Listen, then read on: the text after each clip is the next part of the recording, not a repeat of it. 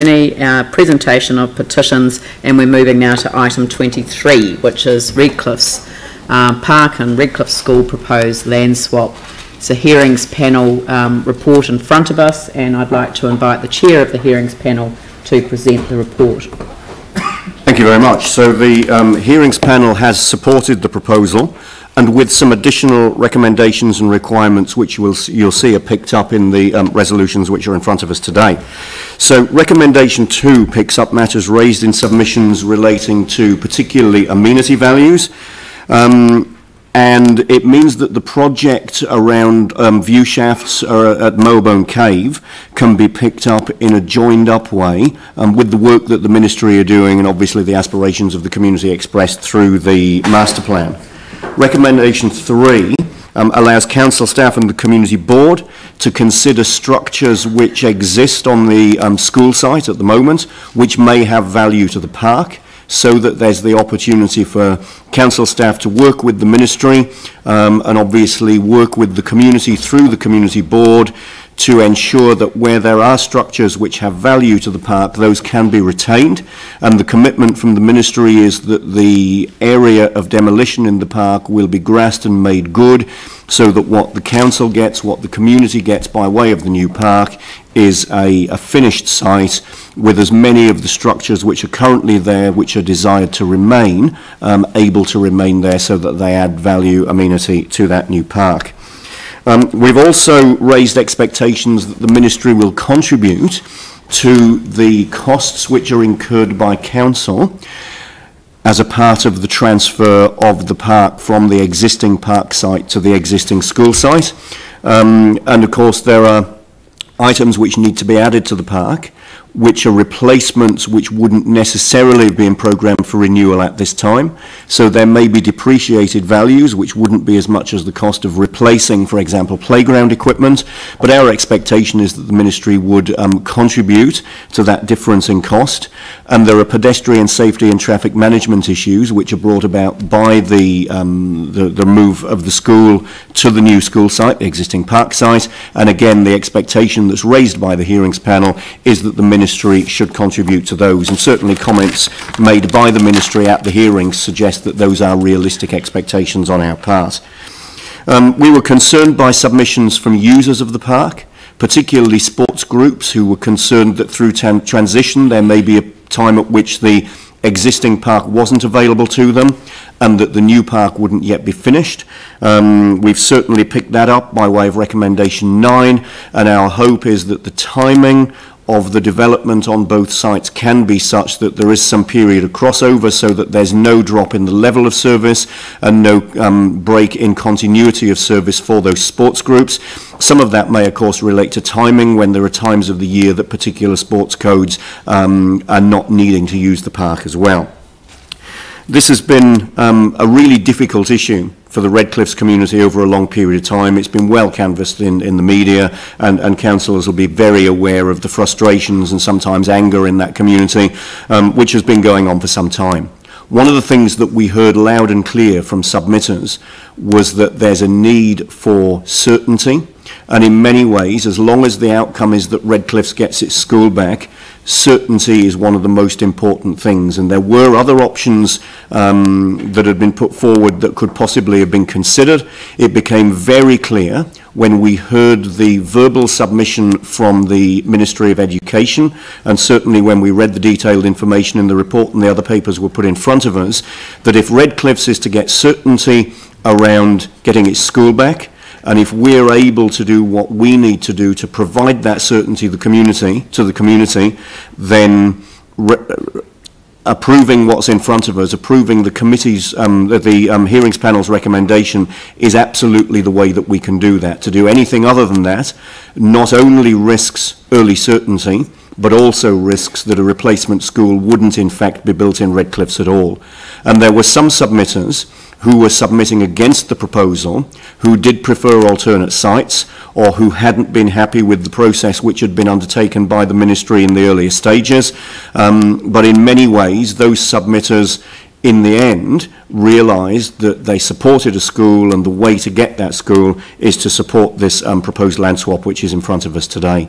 So in speaking to the recommendations from the hearings panel, I strongly recommend those to councillors today. This is an important step in the process that gets the school back for Redcliffs, that sees a school rebuilt, and in fact this is the only way that we can provide certainty that Redcliffs will get a school, and that can happen within a time frame that we know that the community are comfortable with. My belief is that this is supported by a broad section of the Redcliffs community, and that this is the way that we can show our commitment to that community in terms of providing that new school for Redcliffs. So you'd be happy to move the recommendations? Very happy to move. A seconder, Sarah Templeton. Would you like to speak? Who wants to speak to the... Ask a question of whom? Well, the hearings panel and stuff. Okay. All right. I note that there's a number of submissions that talk about going back to the main school, the existing school site, and even I think the Board of Trustees of the school and the information that we've been given had made that request to the Minister. So did the hearings panel consider the possible change of government and the uncertainty around perhaps a different outcome in a few weeks' time? The hearings panel certainly considered uncertainty, and providing certainty to the community was one of the drivers in coming up with the recommendations that we did. Yes, we did consider the possibility of going back to the existing school site.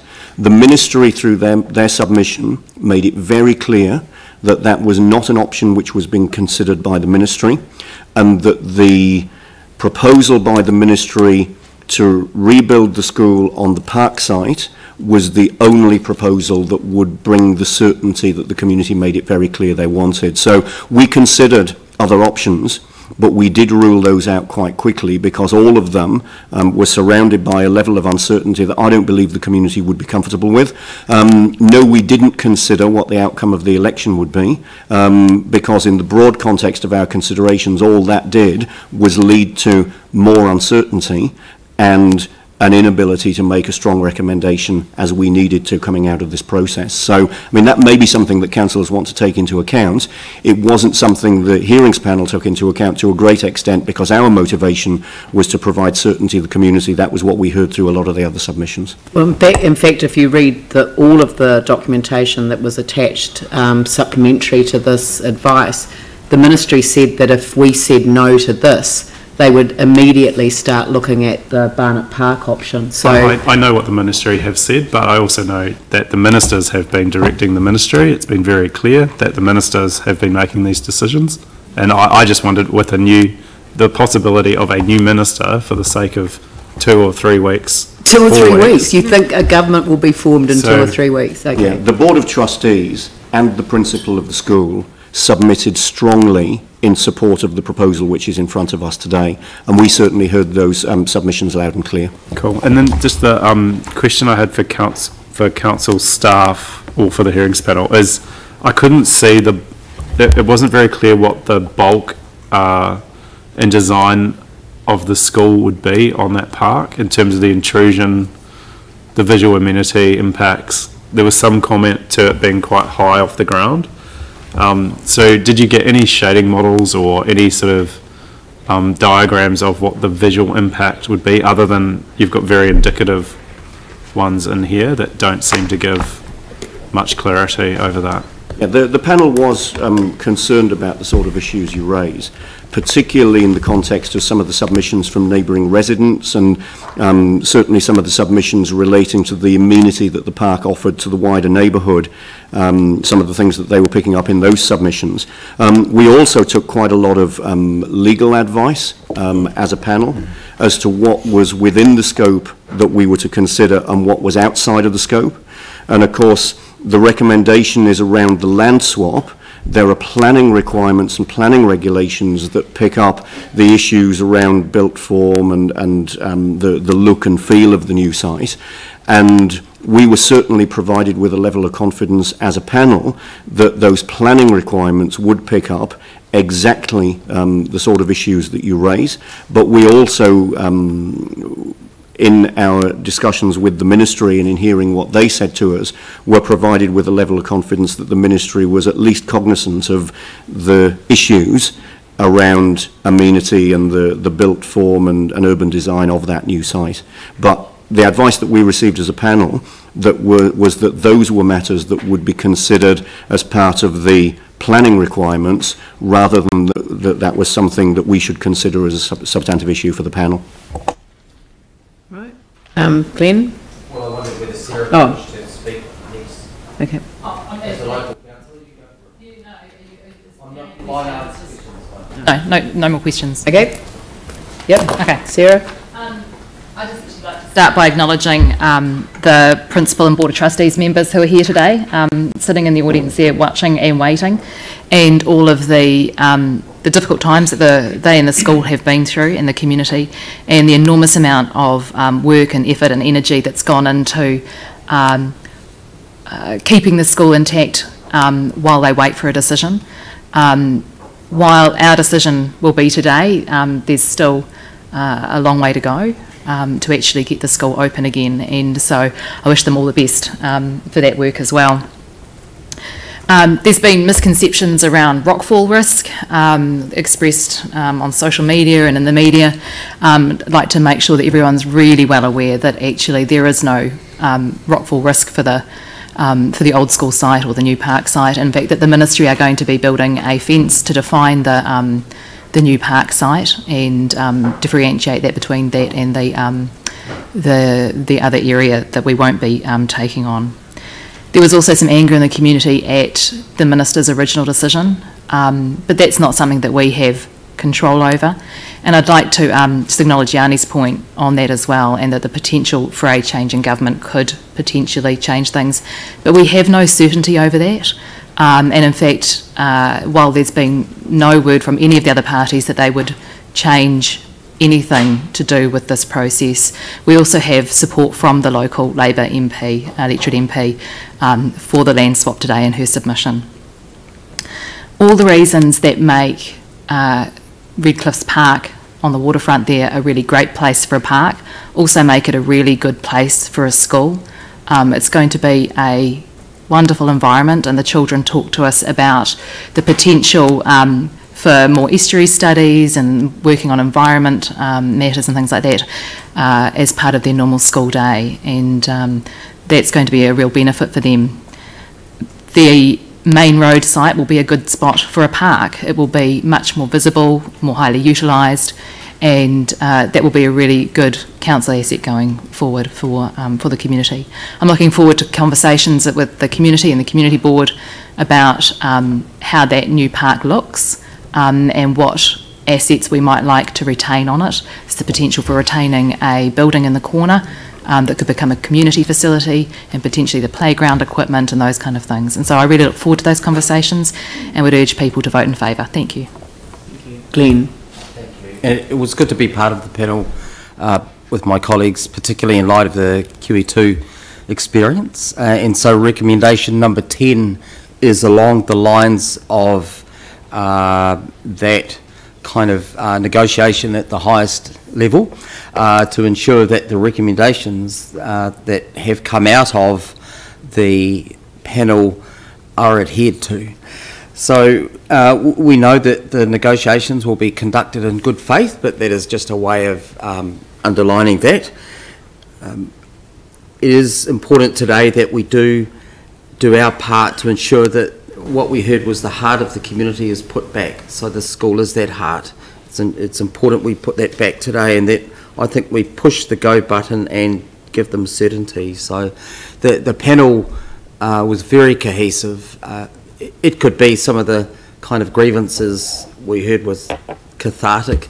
That was important too. But we had a job to do, and I think we did it quite well. Yanni. I can't support this today. I will be abstaining. My preference would have been to leave this on the table until after the election, because I can't see what we have to lose from waiting for a few weeks or another month, because it just seems to me that there's a number of concerns that have been expressed. And I also was on the QE2 hearing panel, and one of the issues that came up was the lack of detail from people being able to make submissions to know what the impact would be. And I think if people are being asked to make submissions on the loss of or the disposal of some green space, and they can't see exactly what's going to be proposed to be put back in its place, then it's really difficult to make an informed decision. And from the diagrams that I've seen, again, it's like QE2. You just get these very big kind of generic kind of blobs on a map, but you don't get much fine detail around what's actually going to go there. I also think that, fundamentally, there's a real risk of putting a school from what was one high hazard area to another. And there's huge risk around flooding and I think tsunami. So I can't quite see the logic in putting it here, other than the fact that the Minister was determined not to go back to the existing site. So perhaps if there is a change of government, I think there would be new opportunities to explore it. And I can't see why we shouldn't wait a few more weeks or a month to just see what the outcome of that is before agreeing to this. I have to say that I have huge sympathy for the school remaining in Redcliffs. I've always been a strong supporter of it, staying in Redcliffs. That's absolutely essential and important. I think the other thing, there's a few other things in these resolutions today which do leave me with a bit of concern. Previously when we did QE2, we actually had the report around the sale, but that hasn't come to us. And we're delegating to the Chief Executive around the arrangements, and what we saw with QE2 is that the arrangements changed. Once we'd already made an agreement, the Ministry came back and said they wanted to remove more trees, or different trees, and so I just would have preferred that we actually have the whole documentation in front of us today to be able to actually see what the valuation of the land was, and to sign off on that agreement if that's what, at the same time as we make this decision. So it's again, I appreciate the huge amount of work and effort that the community have put into this. As I said, I'm very supportive of the school remaining in Redcliffs, but I think actually we should wait a little bit longer to find out what happens with the general election, given how much of this has been the Minister's refusal to look at the existing site. I'll just say a couple of words and hand back to the mover of the resolution, but I just simply want to really focus on process. One, I want to express gratitude to the Board of Trustees who wrote to the Council and said right at the get-go when this was on the table, do the both together. Don't leave the community to make a decision about relocating the school without making the decision about getting back a park. And I think with that encouragement, it was an enabling position that the community took. It enabled us to actually bring this paper today. The second element of the process that I want to talk about is the hearings panel. I think it was an exemplary process. I think it enabled the different points of view to be expressed in a way that was, I think, good for and healthy for the community. They're always challenging decisions when you want something that isn't on the table. It's hugely difficult, but leaving this matter to lie on the table was not an option, not at this stage. It just would, I think, be such a huge disappointment after people have invested so much. For many, it is a compromise, but that's what life can be like sometimes. You seek to get a resolution and that involves a degree of compromise. And I should have acknowledged the local Member of Parliament, the Honourable Ruth Dyson, who would have been here other than another commitment, but so I should record her apologies because she would have been here otherwise. And to have that degree of support across the board, I think is also very good. I don't think that we can wait for a general election and the outcome of which is uncertain. This community has asked us for certainty, and I think we should give it to them today. Andrew. And really just echoing those comments and picking up a couple of things that have come up in the discussion since I introduced the item. We absolutely heard from this community. that they want a school back in Redcliffs. We absolutely heard from this community that they want certainty. They want early certainty. In fact, they want certainty now. We can't expect a detailed design of buildings at this stage when we haven't yet approved the transfer of the land to allow this to happen, and I'm hoping that we're about to do that now. But we need to have confidence in our own planning rules around issues of built form, urban design, natural hazards, which pick up the sort of things that we talked about at the panel and which have been mentioned today. Inundation, flooding, tsunami risk and so on. But we have planning rules that take all of those things into account. So waiting is not an option. We've got a responsibility to this community, and it's a responsibility that I believe we need to exercise now. I also would like to acknowledge the School Board of Trustees, the school community, and the Redcliffs community, who have really been through the mill with this, but this is our opportunity to provide them certainty. We have an opportunity to do that today, and I encourage you to take that opportunity. I know how happy people were in the room at the hearings panel when we made this set of recommendations, and I've got every confidence that the Redcliffs community will be very happy when we make a very clear and certain decision on the back of these recommendations today, and I hope that that's what councillors are going to allow us to do. Thank you. I'll put the motion. All those in favour say aye. Aye. Those opposed say no. Abstentions? Yanni. Thank you very much. That's carried.